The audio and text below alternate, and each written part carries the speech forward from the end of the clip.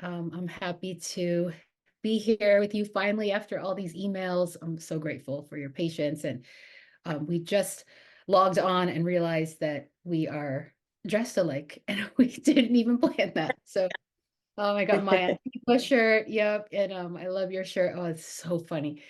So please introduce yourself if you can, and we'll take it from there.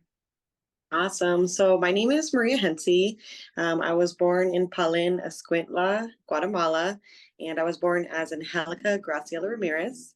I was adopted back in 1992, where I came to California.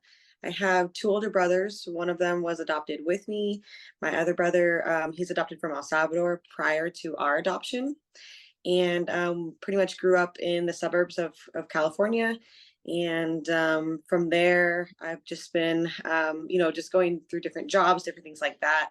I do have my 5-year-old niece. So I recently wrote a book about just like multiple like family members living with different people. I've been working on that for the last 2 years. But prior to that, I also went back to Guatemala to find my adoptive family. Yeah, and so that was really an amazing journey. I was able to find my birth mother. I found out that I have two younger siblings that are half siblings for me. So we're really close and we talk on like a weekly, if not daily basis. So just having Wow. the connection here and my family in Guatemala has just been really a blessing for me. Yeah. Oh my goodness. That's like a memoir right there. I mean, you just shared so much in the best way. And talk about an intro, a bio. I have so many questions. And again, I just want to express like I'm grateful that you're sharing your story and that you're including it in this portfolio for Agni. I think it's so important to have your voice included and also in general voice from Guatemalan adoptee. So here we go. Okay, I would love to back up a little bit and just Yeah. hear. So you mentioned Escuintla. That's funny because that's where my father was born. Oh, wow. And yeah, yeah, he's from a small town called Tiquisate, and it's like kind of on the coast. He says it's so hot there. It's like Really? 120 degrees. Yeah. Oh, my And goodness. yeah, so he moved to the capital when he was 7. But for you, I mean, how old were you when you were adopted? Yeah, so I was 4 years old, or sorry, I was 2 years old. My brother was 4 years old for our adoption. Yeah. Okay. And so you don't have any memories from that time, right? I mean, 2 is kind of, Yeah, yeah. I'm not. We do have like photos that when I see the photos, I'm like whoa, it's really interesting to see like the different hotels that my parents stayed in and things like that. So nothing that really jots back memories, but it's yeah. Right, right. It's like you don't know if you're remembering it really, or it's the picture that Yeah. has seeped into a memory. Yeah, that's fascinating. And so you're 2 years old, your brother's 4, and you're adopted, and you go to California. And when do you like, what are your earliest memories of California, and when did you realize that you were adopted? Yeah, I feel like growing up in my household, there was like no boundaries as far as like race or anything like that. Like we were just loved as children, and so I feel like that was really Oh, amazing. It wasn't until I was in second grade that I remember I was lining up for school, and this little boy was like, "Oh, where are your parents?" All the parents are standing with us, and I'm saying, "Oh, those are my parents," and he was like, "No, those are your grandparents. Where are your real parents?" And I was like, "No, those are my real parents," and he was like, "That can't be because they're white and you're not." And yeah.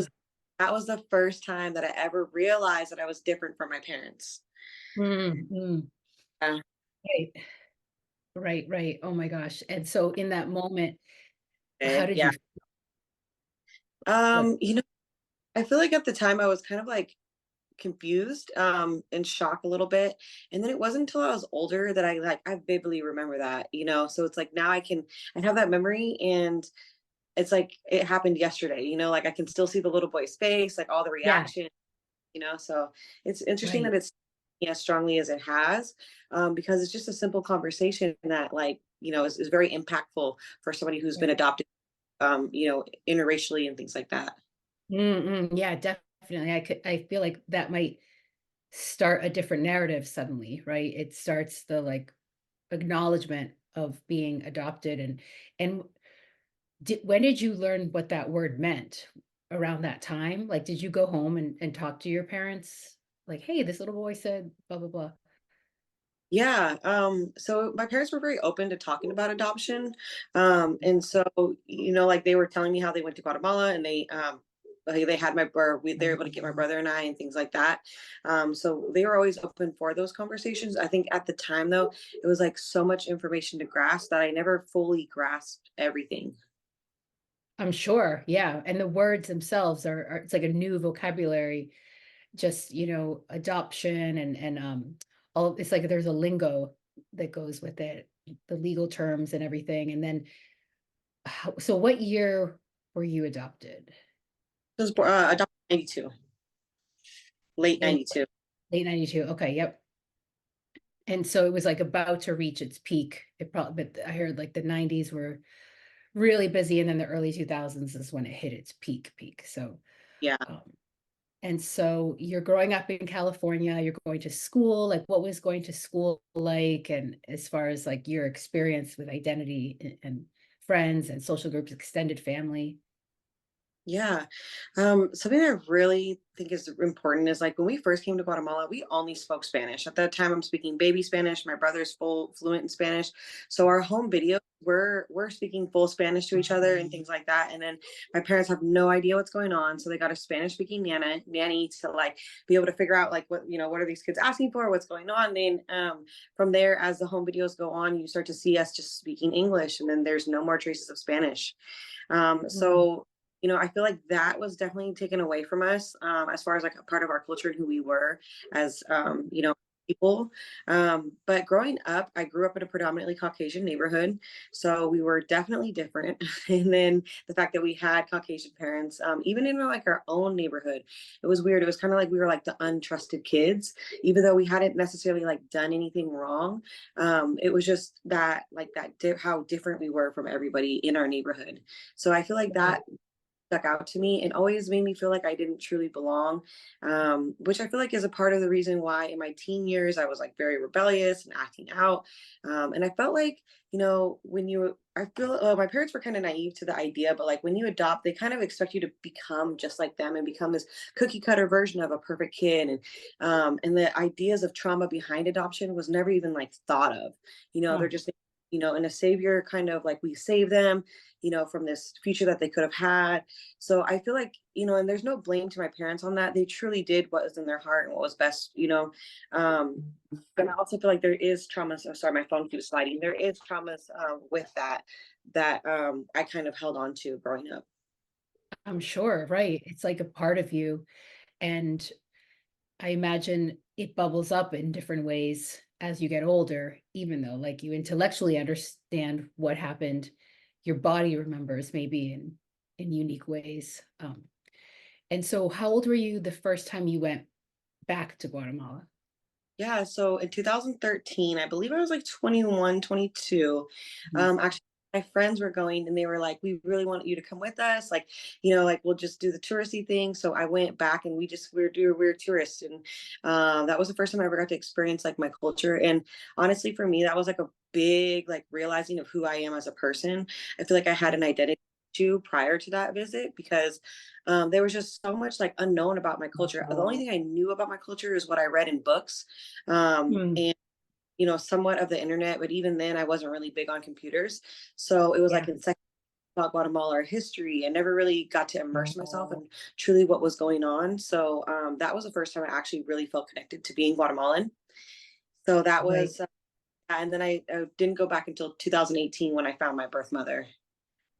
Oh Yeah. my goodness. Okay. So 2013, you're there. We were there at the same time. Wow. Or no, I was there in 2012. Yeah, we got married there in 2012, in Antigua. And so many memories there. But okay, so you went with your friends, like your friends from California, Yeah. and your parents didn't go with you. Did your brother go with you? No. Oh Yeah. my At the time, goodness. my friends were just like, we're going to Central America. We want to check out Guatemala. It was Guatemala and Belize. So we went Uh-huh. to two.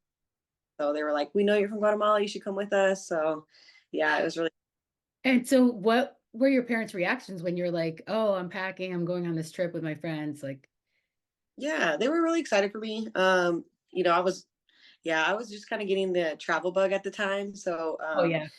they were excited that I was gonna do this with some friends that they trusted and things like that. Yeah. Right, and at that point, you were older, you said, like, 21, Yeah. 23. Yeah, I was like somewhere in that age. I remember, yeah, I was old enough to drink alcohol.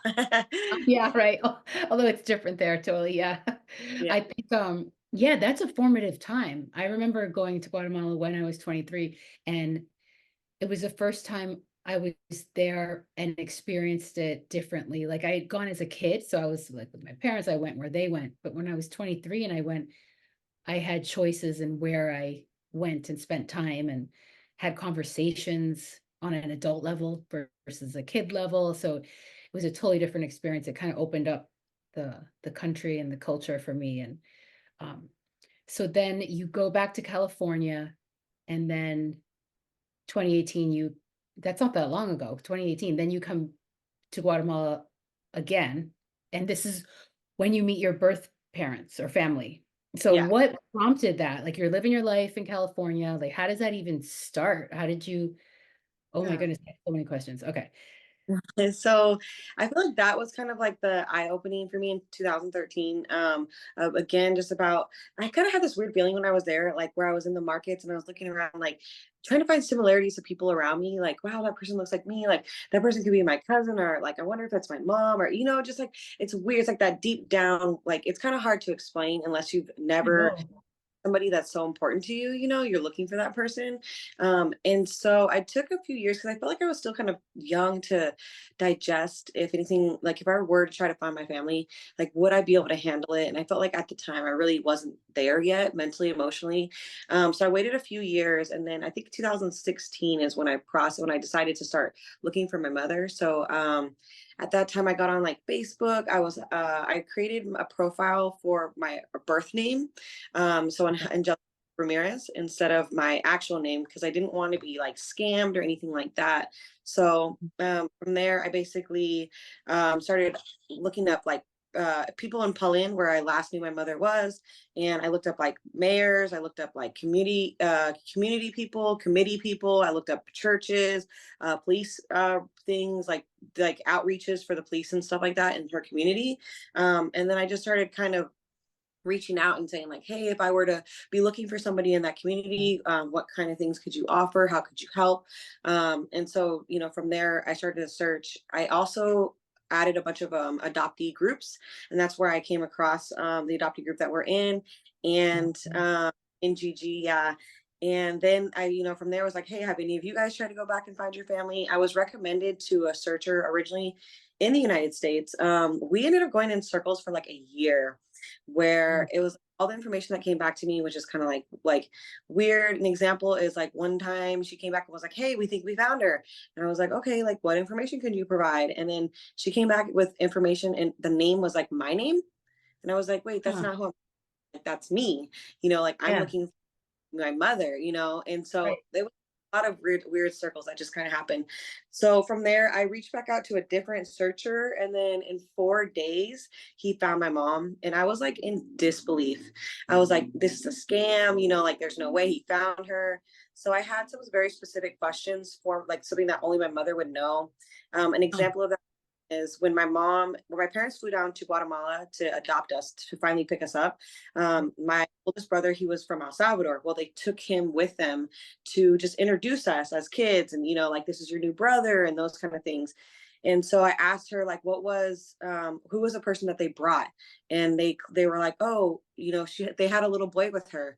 Like, there was a little boy there, and that was their son. And so she knew that. So I was like, okay, you know, I think that only the person who would like have actually been in the adoption room would have actually, like, oh, they brought an uncle or an aunt or something like that. Right. Yeah. Oh, sorry. Wow. Yeah. No, So that's there, great. Yeah. yeah. So So I was that was how over the her. phone. Mhm.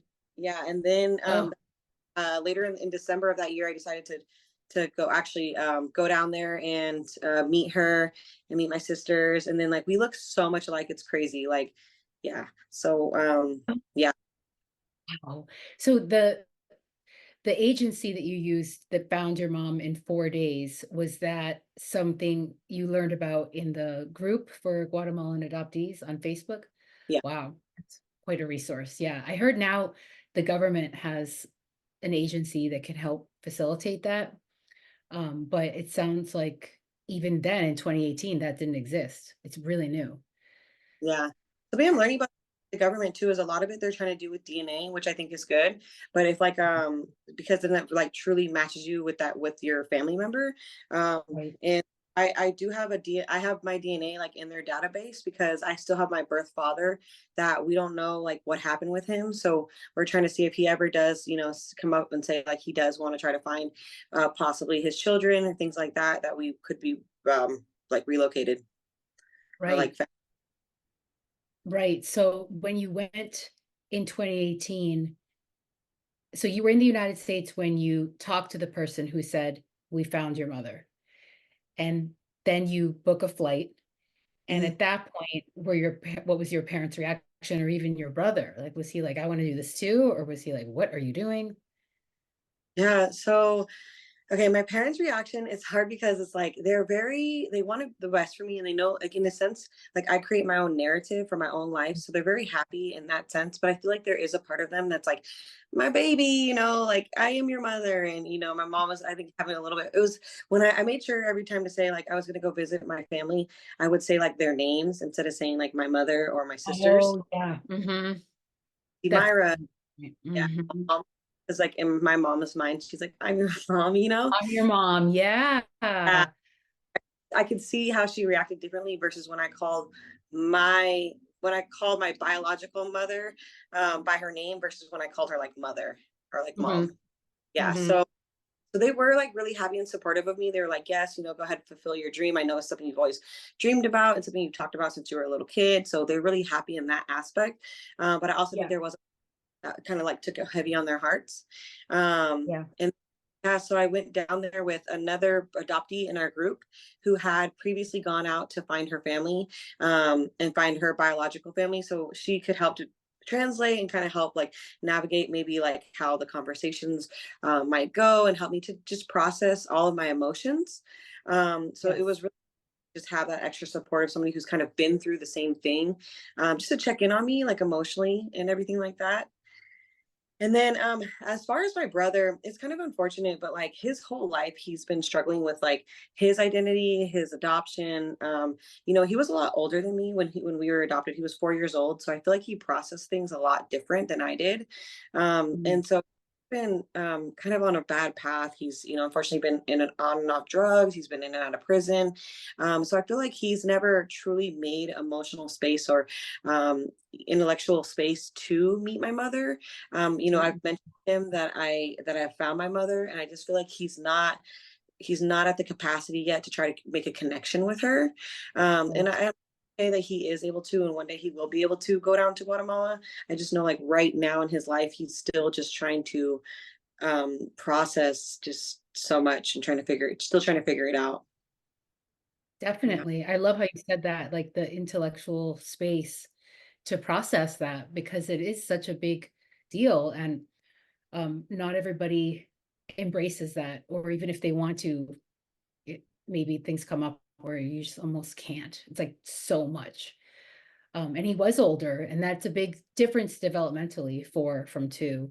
So he might actually have memories and has your brother from El Salvador, like, has he tried to search for his birth family?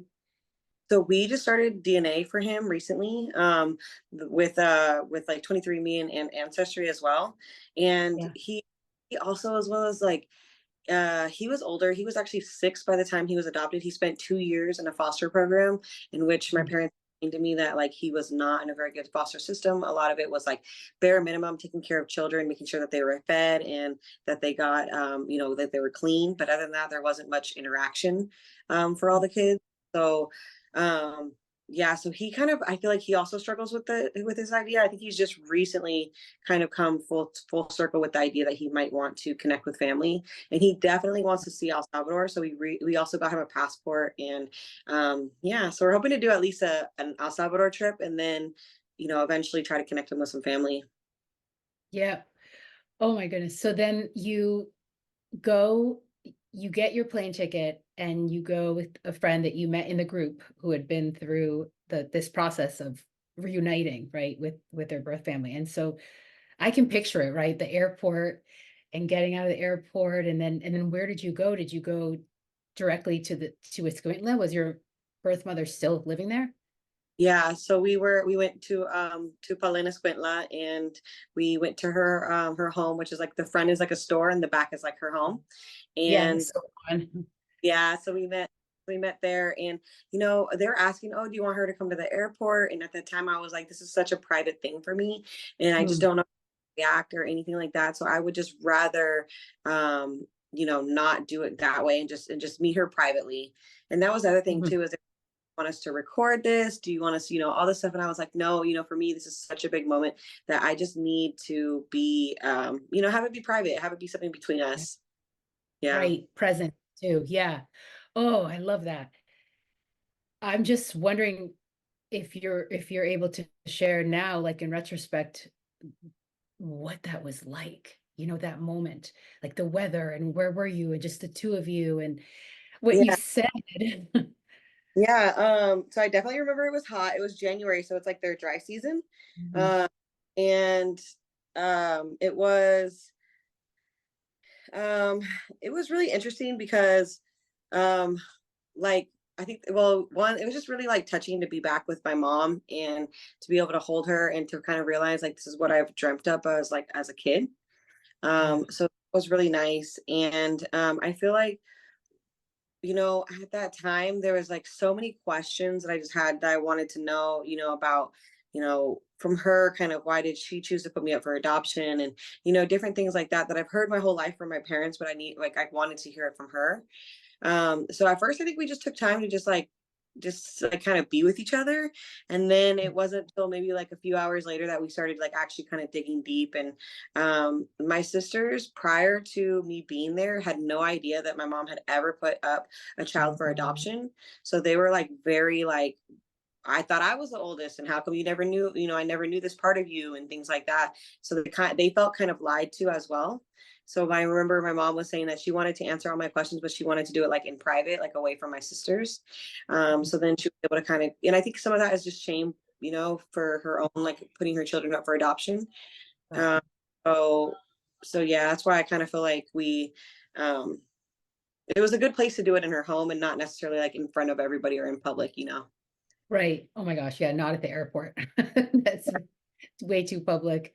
Um, and that's interesting, like your mom making that distinction, your birth mom, about the questions, because I never really thought about that. Like the children that she has in Guatemala didn't know about your existence and your brother's existence. And then suddenly they're like, wait a minute, what? We have an older brother, we have an older sister. And like you said, even shifting their place in the family structure, like I thought I was the oldest. I I've literally never thought about that. Like what would happen if my birth order was different? Like somebody came up to me and was like, actually, you're the oldest or whatever. But that's one detail of many, I'm sure.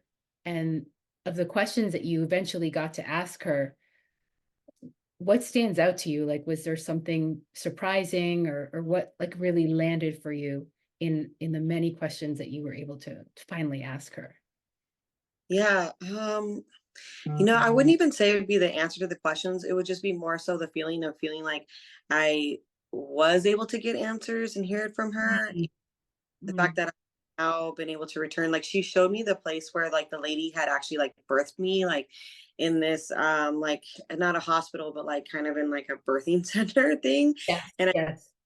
when I was like born, and she talked to me about like the hardships that she went through prior to our adoption, and just like how difficult her life was, and she just knew at that point that she had to put us up for adoption.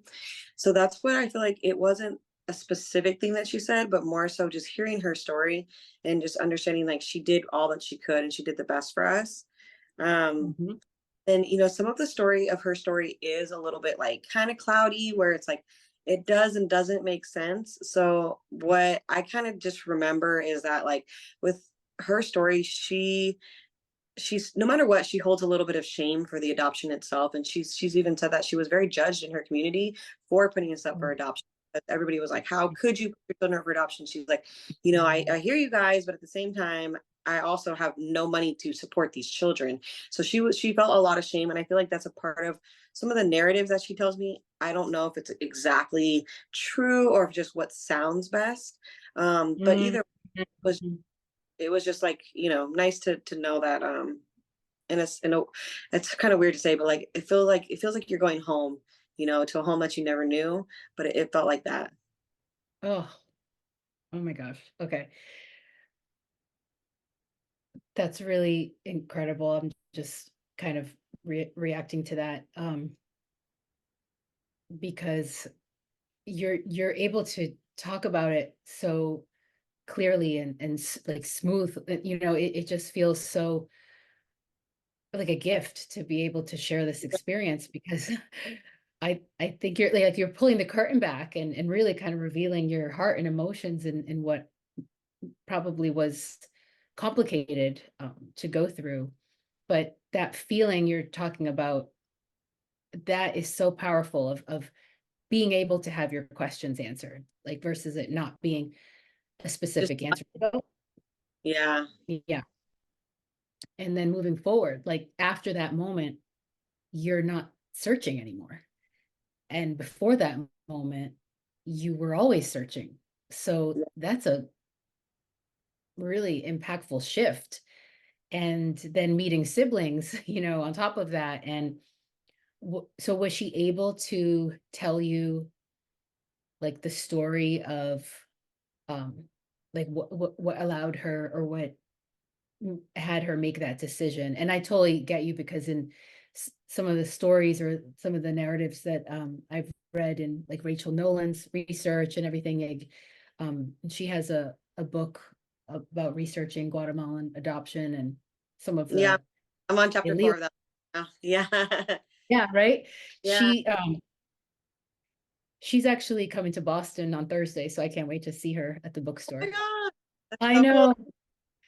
And in some of those stories that she shares from her research, it sounds like there were sometimes cases where mothers didn't willfully give up their babies for adoption. It was horrifying, but they were kidnapped or the mothers were like kind of arm wrestled into doing that when they didn't really want to. But in your case, you were able to talk to your birth mother and ask her, and it sounds like she knew, like, I'm in poverty, I can't raise these kids, and I want to give them the best opportunities that I can. Yeah, That's got to be a difficult decision. And definitely. so going to meet her, were you in the mindset of like, okay, I'm I now want to have a relationship with her and my siblings, and now this is one family that I'm going to be in touch with essentially for the rest of my life? Or had you not thought that far? Like, where were you? What headspace were you in? Yeah, I definitely hadn't thought that far as keeping a relationship with them. I knew that if I was going to be rejected, which was a part of the reason why I waited to actually find them, was because, what if there are so many what ifs in this situation? What if my mother denied me and, and I Mm, was rejected and then I hit a dead end? Or what if I never find her? What if she's no longer here? And, so I feel mm, like by the time I had found her and she's like, yes, like come to Guatemala, I would love to see you and things like that. That I was feeling open to a relationship with her. And then having a language barrier is very difficult because every time we talk, we have to have like a translator. I know limited Spanish, but not enough to like truly tell her the things that I want to tell her, and vice versa. They don't speak any English, and my mom cannot read or write in Spanish. mm. So everything's done like verbally. So our relationship is kind of difficult, but it is nice to like she'll call me sometimes and just be like, I miss you and I love you and I think of you. And you know Oh, um and then with my sisters, we just text back and forth, and sometimes they text in Spanish and I just use Google Translate, and vice versa. We just kind of, we'll talk about random stuff. Yeah, so I have a good relationship with them now, but I think in the time of searching, I was just so like this could go any direction, right. that I could get there and they could say that they don't want nothing to do with me, and stuff like that. So I was kind of, that's why I waited to be more emotionally prepared, that no matter what the outcome was, I know that like I did what I set out to do, kind of thing. Mhm. That's lovely. I mean, that's really wise too. And that makes Yeah. sense why, like, you're older. And I wonder if, a 12-year-old going through this process would have that same emotional maturity. Yeah. Maybe not. Yeah. I mean, so does that happen sometimes? 12, anywhere between like, and before probably 21, 22, I probably could have never imagined or been able to grasp and have the emotional intelligence to truly make the connections that I did. Yeah. Right. No, that makes so much sense. I mean, and so when you came back, what, I mean, you're in touch like on the phone and you're able to be in touch. And have you been back since that initial Yeah. meeting? Yeah. So I've been back 3 times since then. I Oh, just January, yeah. So I just got to see her. okay. Yep. Yeah. And at first when I made the initial connection, I was thinking like, oh, I'm gonna make my family bigger, I'm gonna have like this big old family. And then I really realized I have like two different families. I have like my family in Guatemala and I have my family in the United States. And like the worlds weren't really connected at all. And so um it was kind of a strange feeling because home for me has always been here. This is always where I've been comfortable. My parents have done a great job of making me feel comfortable. But there's always been that part of me that's like, this doesn't feel like home. And then there, it's like I've never been there before or felt that before. And part of me feels like this should be home, but it's not because I'm not from true. I'm from there, but I'm not like I never grew up there. So it was like this kind of like tethering between the emotions of that I think was the hardest part to process after being back. And then again, when I'm there, just a language barrier. It's like I have so much to tell them and say, but it's like I'm constantly having to like Google translate it and then figure out exactly how to say it. And then, so I think learning more Spanish is gonna be something that's gonna be important to continue like a really good relationship with my family. But it has been kind of like testing as far as my overall feelings. And yeah, but it's always nice to go back. It always feels like I'm going home. And Oh, then yeah, just recently I brought my adoptive father out there just in this last trip to meet my birth mother. So the only time he had ever met her was during the exchange of us. So that was a pretty hard time for my mother. And then for my parents, they're in this excitement stage where they're going to have these beautiful kids that they always wanted and things like that. But they're also trying to comprehend, her and her emotions. And so for him to be able to come back and meet her and they got to share their stories. And, my dad was thank her for her sacrifice and her kid. It was just it's a lot to have to go through. And so he just was telling her the understanding of that, but how much joy we brought into their lives. And being able to be a complete family, and he got to raise us, and he did the best he is able to do with the kids. And she was just so happy that we were able to get everything, like every way that you could have dreamed. Like if I'm going to have to put my children up for adoption, I want them to have the best of everything. And I feel like my parents were able to provide that for us. So she ultimately, knows that what she did was the right thing. So that was oh my, really, yeah, that was like a big full circle for us. And like for yes, me, that's what I'm thinking. yeah, Well, so healing. It's like the story circle closes. Not that there's not tons more in the future, right? But that's uh fortunate in a way, because I imagine like there are people who can't find their birth families, or it's complicated, or like you said, they might face rejection, which I honestly never thought about. Um, yeah, and the denial or the shame, unfortunately, was kind of given to women in this scenario. And meanwhile, it's like, where are the men? Like where's their responsibility? Like they don't have to harbor that feeling of giving a child up for adoption. So I think we'll probably be hearing more and more stories, hopefully, about this whole experience, and your story just adds so much to the tapestry, right? And so what's happening now? Where are you now, and where are you feeling in terms of like your identity? Say you're learning some Spanish, or wanting to learn more. yeah. So I have just been doing kind of like the Spanish like learning apps. I actually just recently looked into like a class that I could do like once a week, where it just starts as like baby Spanish and works its way up.